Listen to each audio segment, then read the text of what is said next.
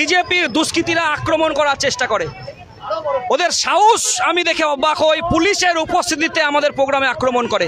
আমাদের কমরেডরা প্রতিহত করেছে, মাঠ ছেড়ে বিজেপি পালিয়েছে।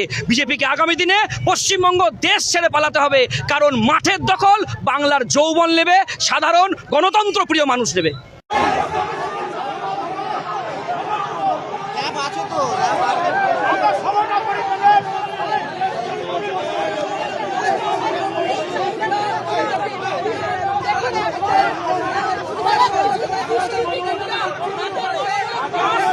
ডিওয়াইএফআই এর ভারতের গণতান্ত্রিক যুব ফেডারেশন পশ্চিমবঙ্গ রাজ্য কমিটির মুখপত্র যুবশক্তি পত্রিকার 59তম প্রতিষ্ঠা দিবসের প্রোগ্রাম আমাদের এই পঞ্চানন বর্মা হলে শুরু হয়েছে। সাংস্কৃতিক অনুষ্ঠান হয়েছে। এখন আমাদের যুব আন্দোলনের প্রাক্তন নেতৃত্ব পলাশ দাস ভেতরের আলোচনা সভায় বক্তব্য রাখছিলেন। তার মধ্যে কিছু গুন্ডা বাহিনী, বিজেপির গুন্ডা বাহিনী, তারা হাতে অস্ত্রশস্ত্র নিয়ে পুলিশের উপস্থিতিতে ভেতরে হামলা করার এবং প্রোগ্রামটাকে বানচাল করার চেষ্টা করে। প্রতিরোধ হয়েছে, কমরেডরা প্রতিরোধ করেছে। ল অ্যান্ড অর্ডার সামলানোর দায়িত্ব পুলিশের।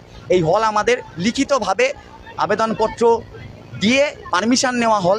এই গণতান্ত্রিক যে কোনো কর্মসূচি তাকে আক্রমণ করা, এটা বিজেপির সংস্কৃতিতে পরিণত হয়েছে। রাজ্যের সংস্কৃতি, কোচবিহার শহরের সংস্কৃতিকে ভেঙে তছনছ করতে চাইছে ওরা।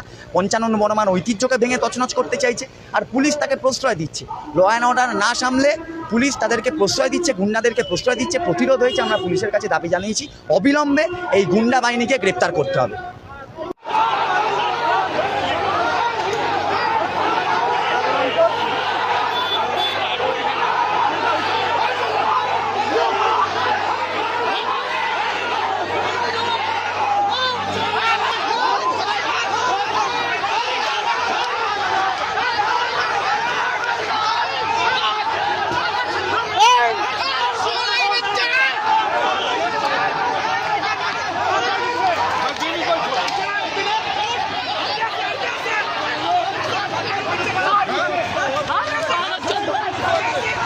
এই ভিডিওটিকে লাইক করুন, আপনার গুরুত্বপূর্ণ মতামত কমেন্টের মাধ্যমে আমাদের জানান এবং আমাদের চ্যানেলের ভিডিও সবার আগে দেখার জন্য ইউটিউবে গণশক্তিকে সাবস্ক্রাইব করুন, ফেসবুকে ফলো করুন এবং শেয়ার করুন আপনার পরিচিতদের মধ্যে।